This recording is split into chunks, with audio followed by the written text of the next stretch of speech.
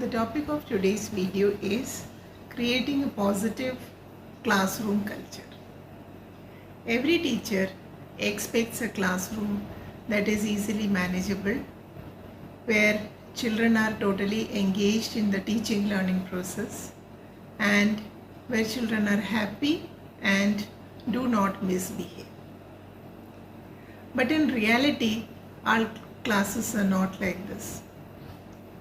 We find classes where children are not sitting in their place, children are not engaged in the teaching learning process, children are not listening to the teacher, children are fighting with one another, and teachers feel that I did not get into this profession to manage the class. Now, I have seen in my professional life teachers having difficulty in managing their class. I have seen some teachers even feeling frustrated, coming out of the class, crying, saying that children are not manageable. I am not able to manage the class and I am not able to continue with the class. Now, instead of getting frustrated in a situation like this and passing the buck, to the headmaster or the headmistress or the principal or anyone in authority, and saying that this class is a rowdy class and this class is not manageable, what I suggest is that teachers should work on their managerial skills so that we are able to manage the classes in an effective manner. With little bit of hard work and little bit knowledge about the neuroscience and how the brain of the child works and why the children behave in certain way, and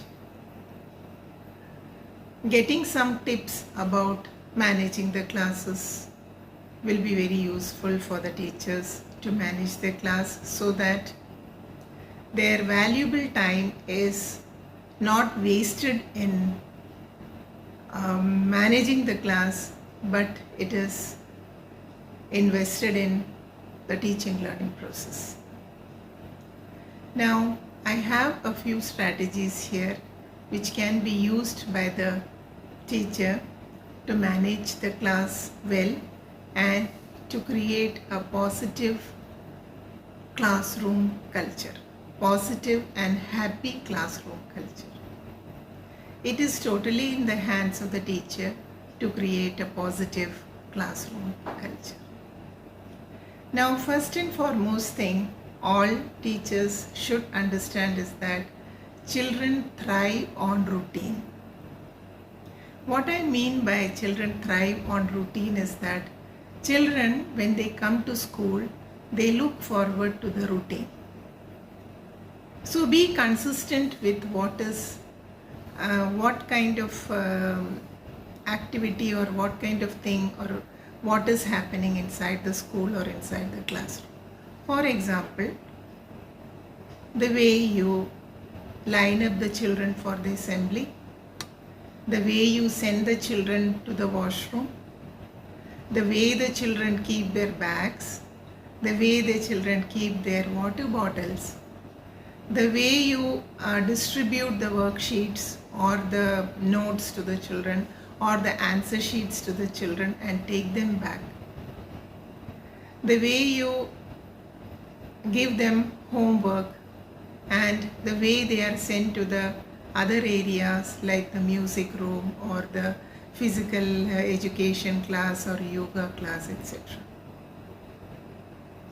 Why this consistency is required is because children's brains are still developing, and once you keep on changing their routine, their brain is in confusion and they do not know what to do next.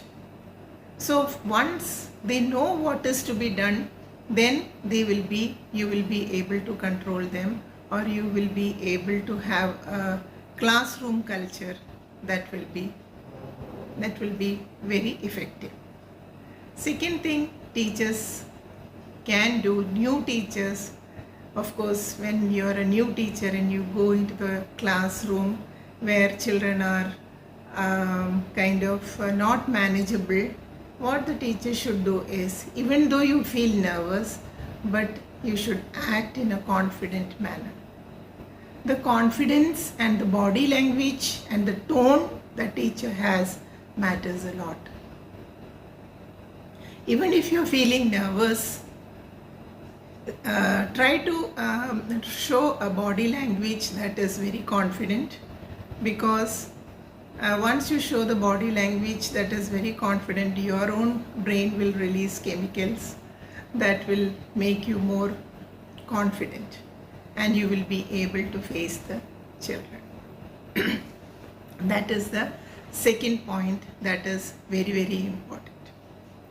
Next thing is, if you are still feeling nervous, and if you are still feeling that you are dysregulated, your own emotions are dysregulated, you are not able to control what is happening, take a deep breath.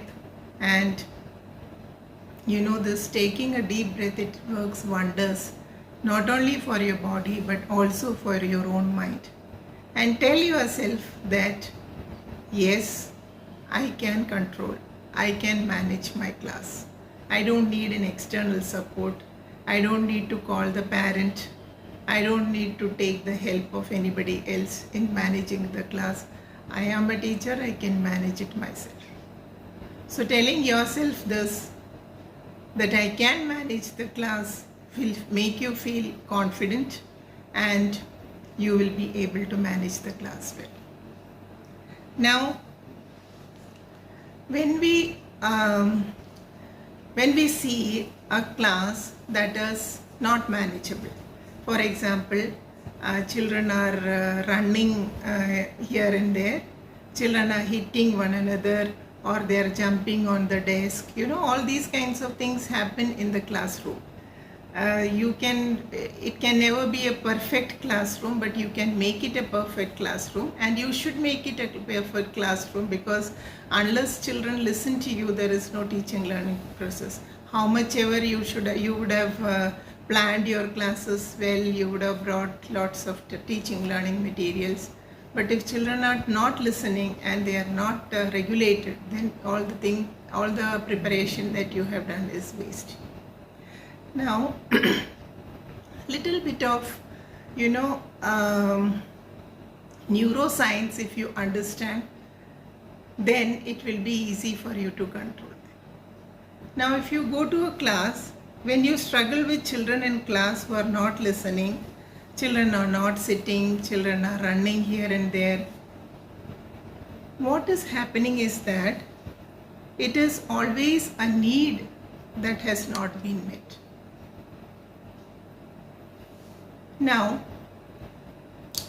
when we talk about neuroscience, when we talk about education, we have learned about Maslow's hierarchy of needs, and we have also learned about Bloom's taxonomy. Now, in the present scenario as per NEP 2020, these are very similar to our Panchakosha Vikas and Panchadi. If your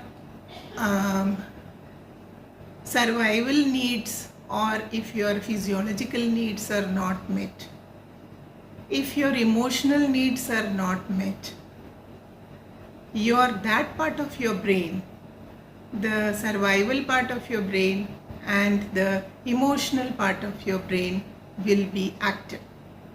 And once the survival part of the brain and the emotional part of the brain, something that is connected to the amygdala and hippocampus, if those are active, then your executive brain, the brain that helps you in learning, it will not be active.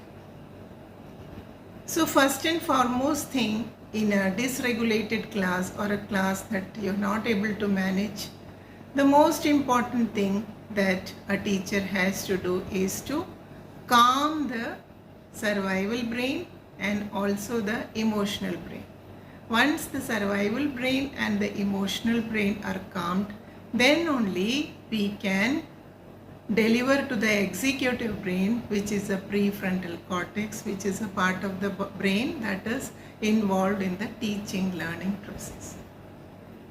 So teachers have to clearly understand this, and if your survival brain is active, that time there is some need of the physiological need of the child that is not met. The child may be hungry, the child may be wanting to go to the washroom, the child may be feeling hot, or the child may be feeling cold, or whatever. The child is not comfortable, or the child who is sitting, the next neighbor or the child who is sitting next to him, he may be doing something, some activity which is disturbing him. So the teacher has to see whether anything like that is happening. So once that is taken care of, the emotional brain, the need where the child need to be, need to feel loved, and the need to feel that he or she belongs, the feeling of belongingness, that has to be satisfied. So once this is satisfied, then only we can see that the executive part of the brain will be active. So teachers have to devise some kind of strategies for calming the survival part of the brain and the emotional part of the brain. Now, having said that, nowadays we say that there is a lot of emphasis on not creating an environment where there is fear for children, where children should not be shamed, and we should let them do whatever they want to do. I would actually like to say something different here, and that is, I have seen, in my experience, I have seen parents being very liberal with the children. Whatever they want, they want, and whatever they want, it is given to them immediately. They go to the extent of even, creating so much of tantrums, throwing tantrums in the house, and breaking things, throwing things here and there, showing disrespect to people around them. So that kind of behavior is not accepted. So what I mean to say is, there should not be toxic kind of fear or shame in the children, but there should be some kind of fear and some feeling of shame when they don't do the things properly, because that itself acts as a motivation for the children to perform well. So actually, if you see, there is a very thin line inside the house or in the classroom. So exactly, teacher has to understand all these neuroscience, and also, and of course there is one more thing, and that is, all children are different. They are at different stages, and everybody's need has to be taken care of individually. So that is also a factor that is very important. So these things are not all that easy, but it is very interesting once you go to the class and you just happily go to the class prepared, and slowly all these managerial skills are developed. And once you develop this kind of a good rapport with your children, then it is such a beautiful experience going into the class and teaching. And once that kind of a classroom, positive and happy kind of a classroom culture is developed in your class, every class